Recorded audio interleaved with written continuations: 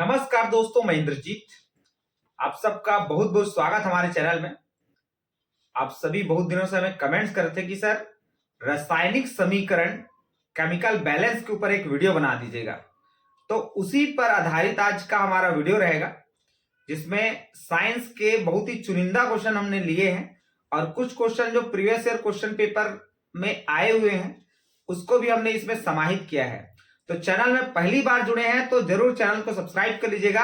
Video अच्छा लगे तो लाइक शेयर करने में यार कोई कसर नहीं छोड़िएगा। हमने देखा है कि बहुत सारे ऐसे व्यूवर्स हैं हमारे जो हमारे चैनल को सब्सक्राइब नहीं किए हैं लेकिन वॉच कर रहे हैं।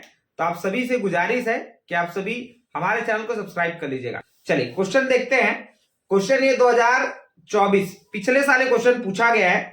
मैग्नीशियम धातु को कार्बन डाइऑक्साइड की उपस्थिति में जलाने पर होने वाली क्रिया का संतुलित रासायनिक समीकरण होगा, जिसके ऑप्शन आपको दिखाई दे रहे हैं। तो ऑप्शन को अपन देखेंगे कौन सा सही है कौन सा गलत है। आपको पूछा है कि कौन सा सही है, आपको केवल बैलेंस करना है और कुछ नहीं करना है। ठीक है, देखिए कैसे बनाएंगे इसको। देखिएगा, इसमें हमको संतुलित रासायनिक समीकरण ढूंढना है। कौन सा समीकरण जो है वो बैलेंस है। तो बैलेंस करने के लिए आपको पता है लेफ्ट हैंड साइड और राइट हैंड साइड दोनों इक्वल होना चाहिए तो बैलेंस होगा वो। तो इसमें आप देखिएगा, जैसे सारे ऑप्शन आपको चेक करना है कौन कौन सा बैलेंस है। जिसमें बैलेंस होगा वही आपका आंसर होगा, जो बैलेंस नहीं है वो आपका आंसर नहीं होगा। तो इसमें हम लोग चेक करेंगे। पहले देखिए, मैग्नीशियम यहां 2 है, यहां भी मैग्नीशियम 2 है, तो मैग्नीशियम तो बराबर हो गया आपका। उसके बाद आप ऑक्सीजन को चेक करेंगे। देखिए ऑक्सीजन यहां 2 है, यहां भी ऑक्सीजन क्या है 2 है। देखिए सामने में है, मतलब मैग्नीशियम का भी है और ऑक्सीजन का भी है, वो दोनों का है ना। तो ऑक्सीजन 2 है, मैग्नीशियम भी 2 है, बराबर हो गया। अब रही बात कार्बन को, तो कार्बन क्या है 1 है और यहां भी कार्बन क्या है 1 है। तो ये ऑप्शन तो अपने को सही लग रहा है, तो ये हमारा राइट आंसर होगा। बाकियों को और चेक करके आपको दिखा देता हूं मैं। देखिए मैग्नीशियम है यहाँ 1, यहां भी मैग्नीशियम 1 है, बराबर है। ऑक्सीजन आप देखिएगा यहाँ 2 है और यहाँ 1 है, तो बराबर हुआ क्या, नहीं हुआ। तो ये ऑप्शन हो गया आपका रॉन्ग। फिर है आपका मैग्नीशियम यहाँ 2 दिख रहा है आपको, यहां भी मैग्नीशियम 2 दिख रहा है, तो ये दोनों इक्वल हो गया। फिर आप देखिएगा ऑक्सीजन, ऑक्सीजन है 2 दूनी 4, यहाँ 2 है ऑलरेडी और 2 सामने में और है। तो सामने में जो रहता है वो कार्बन का भी है और ऑक्सीजन का भी है, इसलिए 2 दूनी 4 हो जाएगा। और यहाँ देखिएगा ऑक्सीजन केवल 2 है, तो ये तो गलत हो गया आपका, समीकरण संतुलित नहीं है। फिर देखिएगा यहाँ मैग्नीशियम 4 है, यहां भी मैग्नीशियम 4 है, बराबर है, कोई दिक्कत नहीं है। अच्छा, यहां 4 आपका मैग्नीशियम के साथ साथ ऑक्सीजन 4 है और ऑक्सीजन यहां 2 और है, टोटल हो गया 4 और 2 6। अब इधर चेक करिए आप, यहां ऑक्सीजन है केवल 2 दूनी 4, तो इधर 6 है इधर 4 है, तो ये भी गलत हो गया। तो बचा कि आपका ऑप्शन नंबर ए आपका करेक्ट आंसर होगा।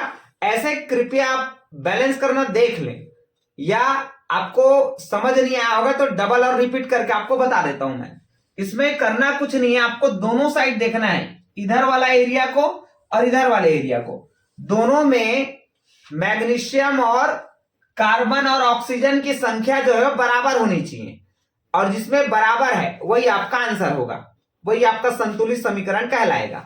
ठीक है, तो इसमें हमने चेक किया मैग्नीशियम 2 है, यहां भी मैग्नीशियम 2 है, साथ ही ऑक्सीजन देखेगा यहां 2 है और यहां भी ऑक्सीजन 2 है, कार्बन 1 है और यहां भी कार्बन 1 है, तो ये हमारा ऑप्शन सही था। क्लियर, चलिए बढ़ते हैं नेक्स्ट क्वेश्चन की ओर। यह क्वेश्चन जो है 2023 में पूछा गया आपको। क्वेश्चन है पोटेशियम परमैंगनेट को गर्म करने पर निकलने वाली गैस है। तो हम देखेंगे पोटेशियम परमैंगनेट को गर्म करने पर क्या बनता है। देखिएगा मैंने समीकरण लिख दिया है। पोटेशियम परमैंगनेट का ये फार्मूला होता है, इसको क्या करेंगे अपन गर्म करेंगे। गर्म करने का ये देखिए आप साइन होता है ऐसा, ये ऐसा त्रिभुज टाइप दिखता है आपको, ऐसा बनाया है, मतलब वो गर्म हो रहा है। तो इसको अपन 2 भाग लेते हैं और पोटेशियम परमैंगनेट को गर्म करेंगे तो क्या हो जाएगा, पोटेशियम मैग्नेट बनेगा, मैग्नीज डाइऑक्साइड बनेगा और ऑक्सीजन गैस निकलेगा। यहां से ऑक्सीजन गैस निकल रहे हैं तो ऐसा गैस के लिए साइन बना सकते हैं आप।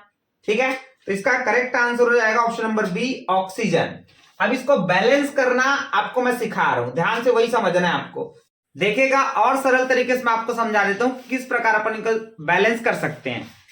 इसमें देखिएगा 2 पार्ट आप बना लीजिए। यहां पोटेशियम देखिएगा 2 है, तो पोटेशियम की संख्या मैंने यहां 2 लिखा। इधर भी आप देखिएगा पोटेशियम की संख्या है 2, ये दोनों बराबर हो गया। इसके बाद आप देखिएगा मैग्नीज, मैग्नीज की संख्या है, यहाँ सामने में 2 है, मतलब ये मैग्नीज का भी है, तो 2 हो गया आपका। फिर यहाँ मैग्नीज 1 और 1 2, तो मैग्नीज की संख्या हो गई 1 + 1 = 2, तो दोनों साइड इक्वल हो गया। इसके बाद देखते हैं अपन ऑक्सीजन की संख्या को। तो ऑक्सीजन इधर देखेगा 4 दूनी 8 है, टोटल 8। यहां ऑक्सीजन की संख्या आपको देखना है। ऑक्सीजन यहां देखिएगा 4 है, प्लस यहां 2 है, और फिर प्लस यहां 2 है, तो टोटल संख्या आप देखिएगा 4 2 6 और 2 8। तो यहां भी ऑक्सीजन की संख्या हो गई बराबर 8 और 8। तो इस प्रकार आपको क्या करना है, बैलेंस करना सीखना है, क्योंकि क्वेश्चन बैलेंस के ऊपर पूछा जा रहा है आपको। ठीक है, चलिए नेक्स्ट क्वेश्चन देखते हैं। देखिएगा ये क्वेश्चन जो है 2023 में आपको पूछा गया है। क्वेश्चन है, दहन के समय पदार्थ ऑक्सीजन से जुड़ता है तो यह क्रिया है, जिसके ऑप्शन है अपचयन, ऑक्सीकरण, अपघटन और विस्थापन। इसको बहुत डिटेल से मैं आपको बताता हूं, एक एक ऑप्शन को आपको डिटेल में बता रहा हूं कि अपचयन क्या होता है, ऑक्सीकरण क्या होता है, विस्थापन क्या होता है, अपघटन क्या होता है। तो आप आराम से देखते रहिए, बस आपको एक एक चीज समझ आएगा।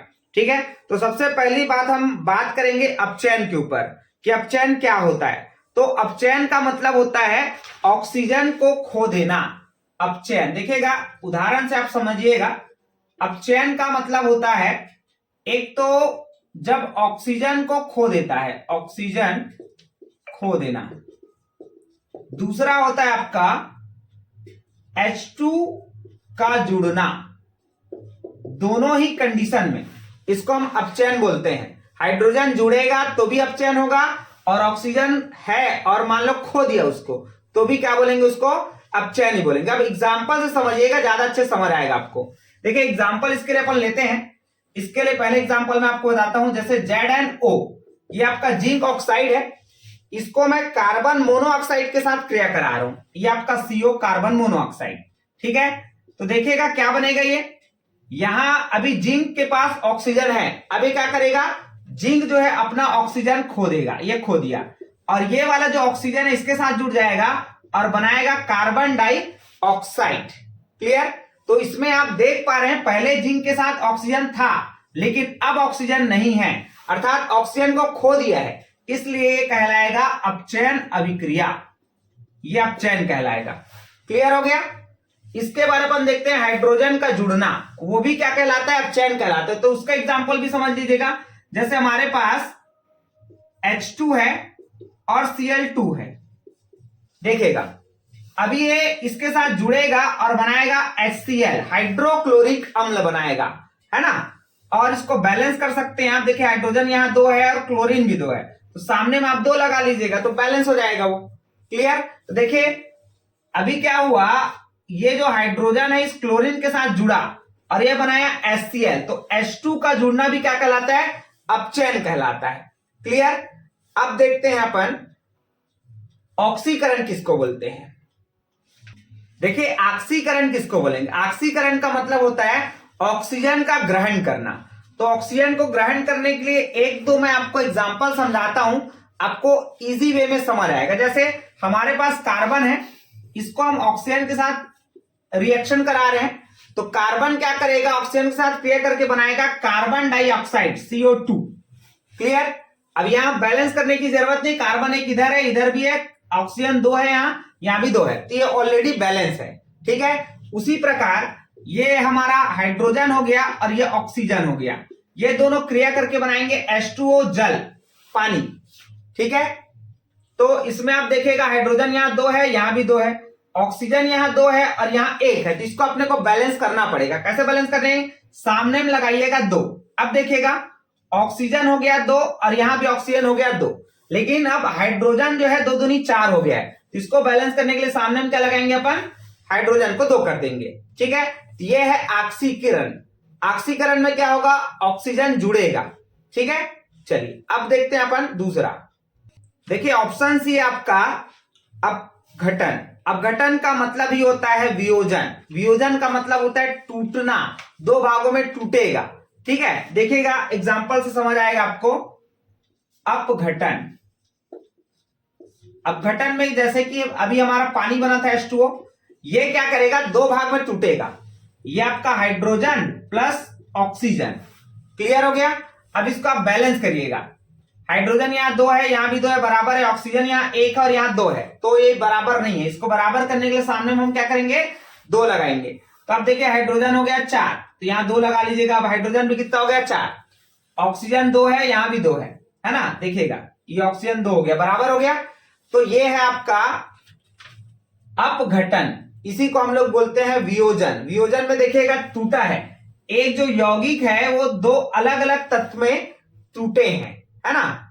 और एक एग्जांपल इसमें समझते हैं, जैसे हाइड्रोक्लोरिक अम्ल HCl, इसको भी तोड़ के देखते हैं अपन। तो ये टूटेगा H2 + Cl2, हाइड्रोजन और क्लोरीन में टूटेगा। इसको भी बैलेंस कर लेंगे, देखिए दोनों के पास 2 है, सामने में लगाइएगा 2, हाइड्रोजन 2 हो गया, यहां भी 2 हो गया, क्लोरीन 2 है और इधर भी क्लोरीन कितना है, 2 है। इस प्रकार यह भी बैलेंस हो गया, ठीक है। अभी बैलेंस आपको मुख्यतः समझना है एग्जाम के दृष्टिकोण से, और बाकी आपको डिटेल में बता रहा हूं अपघटन क्या होता है, विस्थापन क्या होता है, ये आप देखेंगे अपन।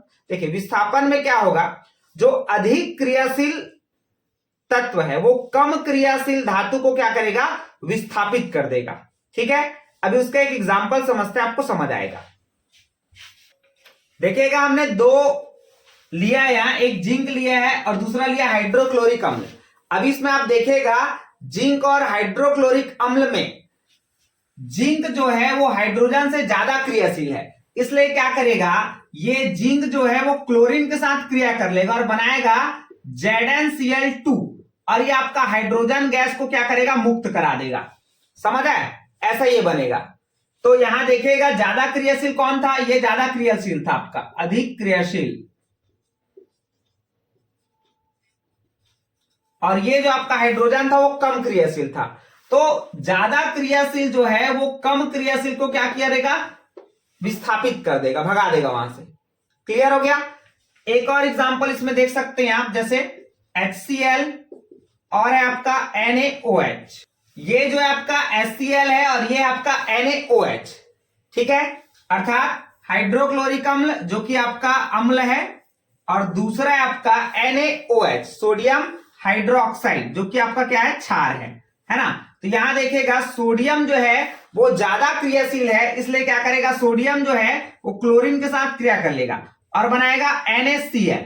ये बन गया आपका नमक, साधारण नमक का सूत्र है NaCl, है ना। और इसको हम बोलते हैं लवण, साल्ट, ठीक है। ये आपका एसिड हो गया, ये आपका बेस हो गया। अब जो बचे वो क्या करेंगे, देखिए यहाँ हाइड्रोजन है, यहाँ हाइड्रोजन ऑक्सीजन, तो ये मिलके बनाएंगे आपका H2O, जल, पानी, ये आपका जल बन गया, ठीक है। इसी अभिक्रिया को कहते हैं हम उदासीनीकरण की अभिक्रिया।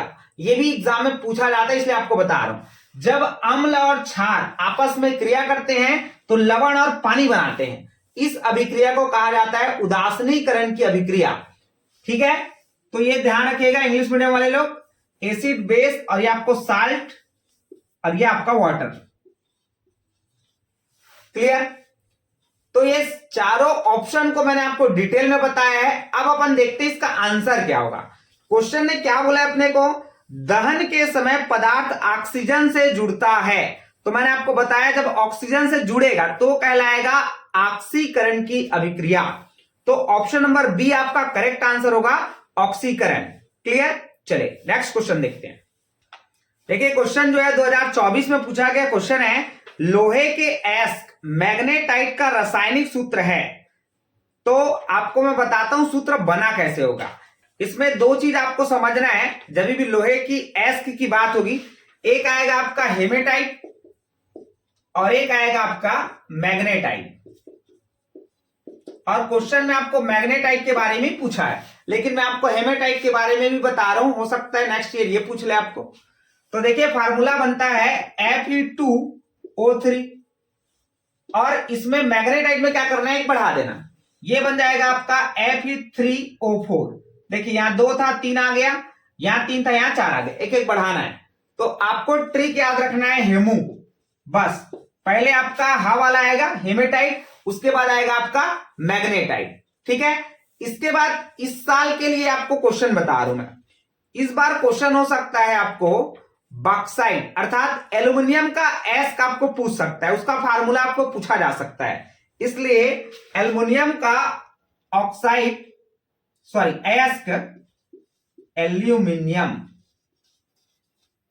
का एस्क, इसका एस्क होगा आपका बॉक्साइट और इसका फार्मूला हो रहेगा Al2O3 2H2O। ये फार्मूला आपको याद रखना है। एक्चुअल में Al2O3 को हम लोग बोलते हैं एल्यूमिना, है ना, बट आपको ये फार्मूला याद रखना है। बॉक्साइट का सूत्र यदि आपको पूछा या क्वेश्चन ऐसा पूछ सकता है एल्युमिनियम का एस्क निम्न में से कौन सा है, तो आपको ध्यान रखना है बॉक्साइट और इसका फार्मूला होगा Al2O3 2H2O। ये इसका फार्मूला हो जाएगा। क्लियर? चलिए नेक्स्ट क्वेश्चन देखते हैं। देखिए 2017 में क्वेश्चन पूछा गया आपको Zn+2HCl, ये आपको समीकरण मैंने लिख दिया है, इसमें देखिएगा ये अभिक्रिया कौन सी अभिक्रिया है। तो अभी अभी मैंने इसका एग्जांपल दिया था आपको। देखिएगा जिंक जो है ज्यादा क्रियाशील है और ये क्या करेगा, Cl के साथ क्रिया कर लेगा और बनाएगा जिंक क्लोराइड और हाइड्रोजन गैस मुक्त कर देगा। यह जो क्रिया है वो है विस्थापन अभिक्रिया। इसलिए आप ऑप्शन चेक करिएगा, ऑप्शन नंबर बी आपका करेक्ट आंसर हो जाएगा, विस्थापन। ओके, चलिए अगला क्वेश्चन देखते हैं। देखिए क्वेश्चन 2018 प्रयास में पूछा गया है। क्वेश्चन है सल्फर के ऑक्साइड जो आगे ऑक्सीकृत किए जा सकते हैं जब जल में घुलते हैं तब देते हैं। तो पहले आप सल्फर का ऑक्साइड लिख लीजिएगा, जैसे सल्फर का ऑक्साइड SO2, और इन्होंने कहा है कि सल्फर के ऑक्साइड जो आगे ऑक्सीकृत किए जा सकते हैं वो जल में घुलते हैं। तो जल में घुलते इसका मतलब जल का हो जाएगा आपका H2O। दोनों का आप रिएक्शन कराइएगा, देखेगा ये बनाएगा आपका H2 और ये हो जाएगा SO3। इसका नाम हो जाएगा सल्फ्यूरस एसिड। सल्फ्यूरिक नहीं होगा ना, याद रखेगा। सल्फ्यूरिक में क्या होता है, यहां 4 आता है, ये होगा सल्फ्यूरस एसिड अर्थात सल्फ्यूरस अम्ल। सल्फ्यूरस अम्ल। ऑप्शन आप चेक कर लीजिएगा, ऑप्शन मिलेगा आपको ऑप्शन नंबर बी, ये आपका करेक्ट आंसर होगा। ओके, चलिए नेक्स्ट देखते हैं। बहुत शानदार क्वेश्चन है। यह भी प्रश्न आपको 2018 में पूछा गया है। देखिएगा क्वेश्चन है आपका सोडियम हाइड्रोक्साइड और ये आपका HCl हाइड्रोक्लोरिक अम्ल, ये आपका क्षार है और ये आपका अम्ल, ये बना रहा है आपका नमक अर्थात लवण और ये आपका पानी। तो मैंने इससे पहले भी आपको वीडियो में बताया है कि जब अम्ल और क्षार आपस में क्रिया करता है तो लवण और पानी बनाता है, इसको कहते हैं अपन उदासीनीकरण की अभिक्रिया। ऑप्शन आप चेक करिएगा, ऑप्शन नंबर सी आपका करेक्ट आंसर हो जाएगा, उदासीनीकरण की अभिक्रिया। क्लियर? चलिए नेक्स्ट देखिए, ये भी क्वेश्चन आपको 2018 में पूछा गया है। क्वेश्चन है किसी तत्व का ऑक्सीजन से संयोग कहलाता है। तो मैंने आपको बारंबार बताया है कि जब कोई तत्व ऑक्सीजन के साथ सहयोग कर रहा है मतलब वो कहलाएगा ऑक्सीकरण। क्लियर? तो ऑप्शन नंबर बी आपका करेक्ट आंसर होगा। नेक्स्ट क्वेश्चन आप देखिएगा, एक समीकरण है और इस समीकरण में आपको बताना है कि कौन सी क्रिया है, अपघटन है, उदासीनीकरण है कि संयोजन है कि विस्थापन है। तो ये समीकरण है आपका मैग्नीशियम और ऑक्सीजन का। ये आपका ऑक्सीजन, ये दोनों रिएक्ट होंगे और बनाएगा क्या, मैग्नीशियम मैग्नीशियम ऑक्साइड बनाएगा ये।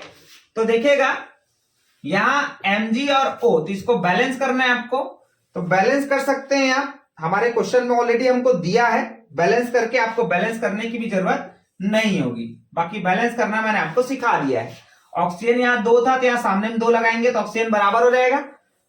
अच्छा, अब मैग्नीशियम कितना हो गया, 2, तो यहाँ भी 2 लगा लीजिएगा। इस प्रकार ये बैलेंस हो जाता है। इसमें बैलेंस करना मैंने आपको ऑलरेडी सिखा दिया, कोई दिक्कत नहीं है। आपको ये पूछा है कि ये जो अभिक्रिया है वो कौन सी अभिक्रिया है। तो आप देख पा रहे हैं मैग्नीशियम में ऑक्सीजन जुड़ रहा है और अगर कोई चीज जुड़ रहा है मतलब वो कहलाएगा आपका संयोजन। तो ये संयोजन अभिक्रिया है। वियोजन में टूटता है, मैंने आपको बताया है। विस्थापन में क्या होता है, जो अधिक क्रियाशील है वो कम क्रियाशील को विस्थापित कर देता है। और उदासीनीकरण तो इससे पहले वाले क्वेश्चन में मैंने आपको डिटेल में बता ही दिया है। ठीक है, चलिए अंतिम प्रश्न की ओर चलते हैं। बहुत ही सॉलिड क्वेश्चन बता रहा हूं मैं आपको। देखिए क्वेश्चन में आपको पूछा गया है कि यह कौन सी अभिक्रिया है, आपको बताना है। तो आप देखिएगा यहां हमारा पोटेशियम क्लोरेट है। पोटेशियम क्लोरेट जो है वो टूट रहा है दो भागों में, एक बन रहा है आपका पोटेशियम क्लोराइड और दूसरा बन रहा है आपका ऑक्सीजन। तो यहां टूटने के कारण इसका आंसर हो जाएगा आपका अपघटन या वियोजन। इसका करेक्ट आंसर हो जाएगा ऑप्शन नंबर बी, अपघटन। क्लियर? तो यह रहा आपका अंतिम प्रश्न। बहुत ही इजी वे में मैंने आपको बताने की कोशिश किया है। बाकी आप मुझे बताएंगे कमेंट्स करके कि आपको समझ आया कि नहीं आया। और भी अगर आपके कुछ डाउट्स हो तो आप मुझे कमेंट्स कर सकते हैं। और फ्रेंड्स चैनल में नए हैं तो जरूर एक बार सब्सक्राइब कर लीजिएगा, मुझे अच्छा लगेगा दिल से। Thank you so much for listening and watching my video.